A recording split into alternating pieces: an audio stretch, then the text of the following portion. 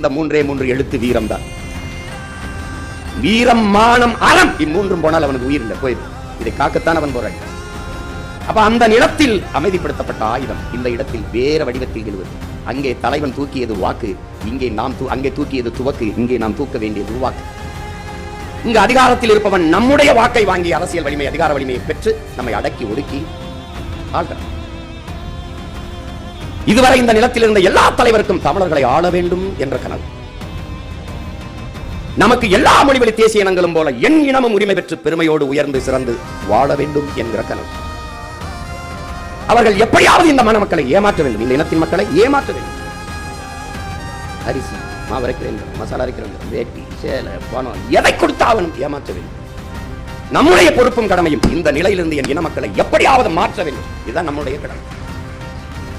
நீங்க வரலாற்றில் இதுவரை நம் முன்னோர்கள் செய்யாத ஒரு மிகப்பெரிய பணியை செய்கிறீர்கள், செய்ய வந்திருக்கிறீர்கள் என்பதை நீங்க புரிந்து கொள்ளுங்கள்.